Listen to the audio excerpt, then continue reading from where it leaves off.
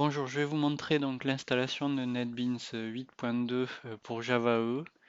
Donc ce que j'ai fait, c'est que j'ai récupéré tout ce que j'ai indiqué donc sur le Teams là, de récupérer. Donc il y a NetBeans donc pour Windows ici, le JDK 8, Glassfish et Maven. Et dans l'ordre, donc il faut que j'installe le JDK, puis Maven, puis NetBeans, modifier Maven dans NetBeans et installer Glassfish. Et ensuite, il faudra faire ce que j'ai indiqué ici, c'est-à-dire rajouter Java EE pour qu'on puisse créer des projets Java EE. Donc je vais commencer.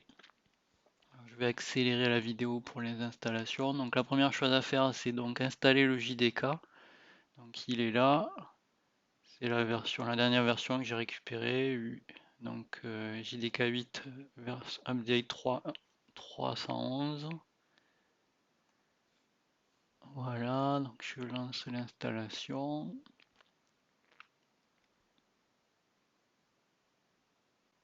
Il est installé.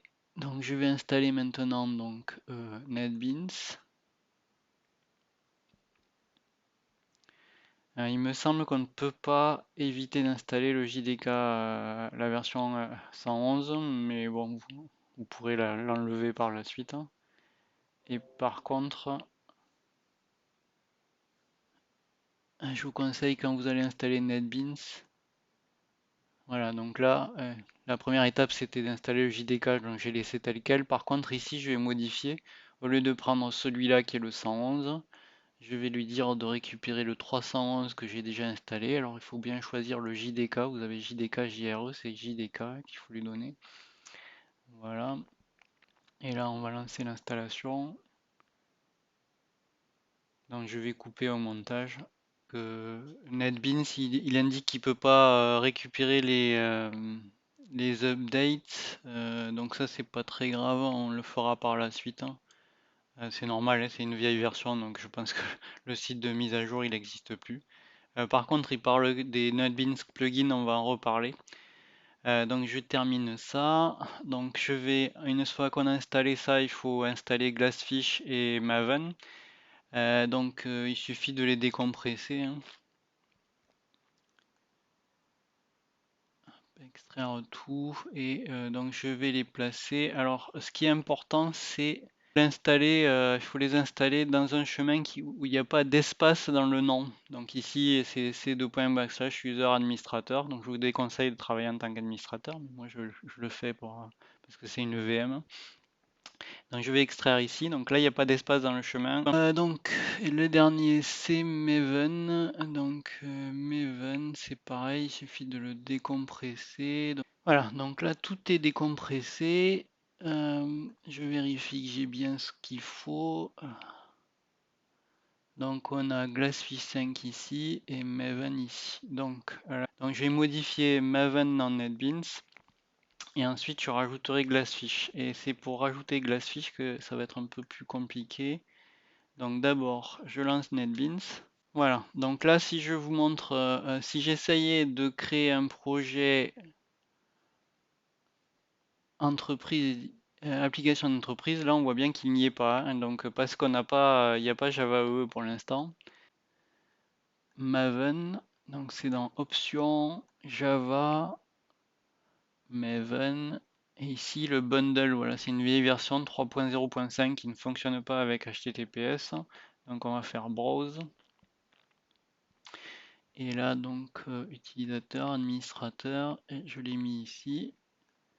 Voilà, si ça c'est bien, si ça a bien, vous avez bien choisi le bon répertoire, il faut bien vérifier que vous n'ayez pas Apache Maven et à l'intérieur encore Apache Maven quand vous décompressez. Donc ici, il a bien trouvé, il y a bien marqué version 3.8.4, donc il reconnaît bien que c'est un Maven et qu'il est correct. Donc Glassfish, ça s'installe dans la partie service. Et pour l'instant, il me manque quelque chose. Je vais vous montrer, il y a un message d'erreur quand on essaye de le faire. Voilà. Il me dit No server plugin are installed in the IDE. Donc il faut installer par exemple un Glassfish plugin. Donc c'est ce que je vais faire. Alors on va dans Tools, Plugins. Et ici, je vais chercher dans Available Plugins. Donc on aurait pu faire des updates, c'est ce qu'on voit. C'est pas une mauvaise idée, on pourra le faire après. Donc je vais chercher Glassfish, vous voyez, et là il me propose Java EE base, ça me paraît une bonne idée. Donc je clique ici pour lui demander de l'installer. Vas-y, alors il va pas installer que ça, il installe tout un tas de trucs dont dépend Java EE base, les dépendances pour Java EE base plutôt. On va laisser comme ça. Alors il me propose de redémarrer l'IDE, je vais le faire. Voilà, donc maintenant je dois pouvoir rajouter mon serveur Glassfish. Donc je fais voilà, Glassfish server, next. Je vais aller chercher l'endroit où je l'ai décompressé. Donc moi je l'ai décompressé ici. Glassfish 5, il reconnaît bien détecté de Glassfish server 5.0 et installe. Donc ça c'est tout ça paraît correct, hein. Vérifiez bien cela, hein. Voilà, je laisse les paramètres par défaut. Je vais vérifier qu'il tourne, donc on peut le démarrer. Donc c'est toujours, pour avoir cette fenêtre là, c'est dans Windows Service, hein. Donc dans Windows Service, donc désormais j'ai Glassfish Server, je peux le démarrer.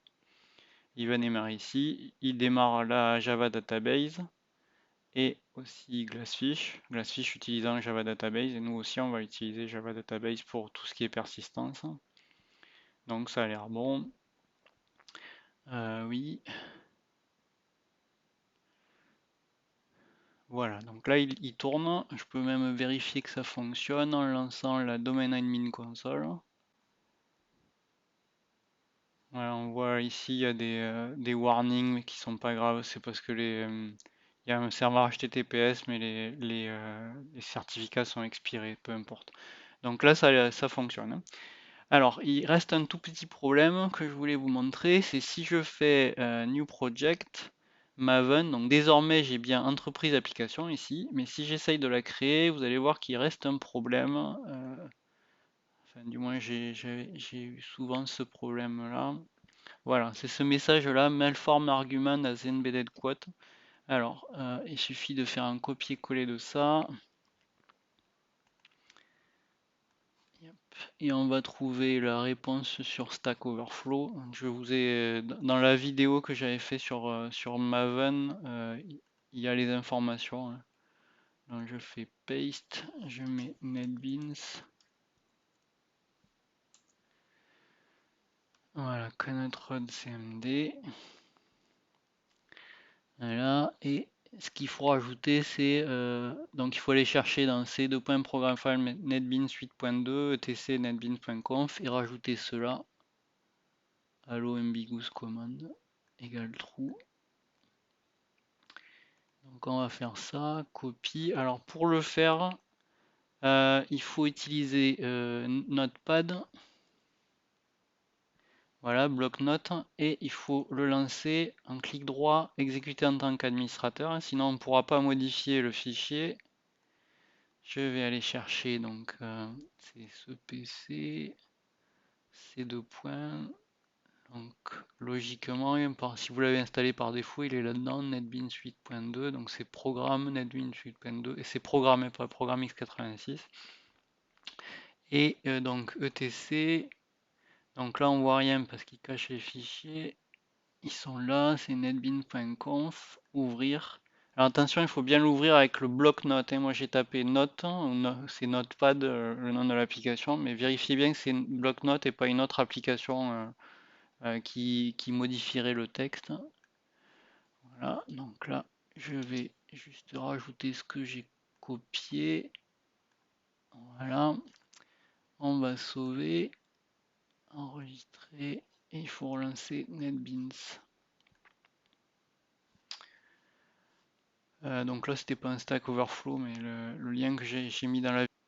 Je recommence New Project, Enterprise Application, donc Maven Enterprise Application, Next, là, Finish, et là, normalement.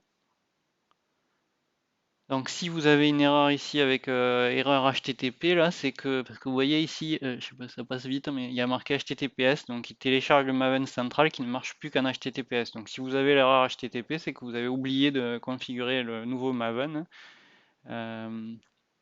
Donc il vous marque un message d'erreur comme quoi il ne peut pas télécharger les archétypes Maven et ensuite les paquets Maven depuis Maven Central parce que il essaye de les télécharger en HTTP alors que Maven Central ne fonctionne plus qu'en HTTPS. Donc là, il génère plein de choses.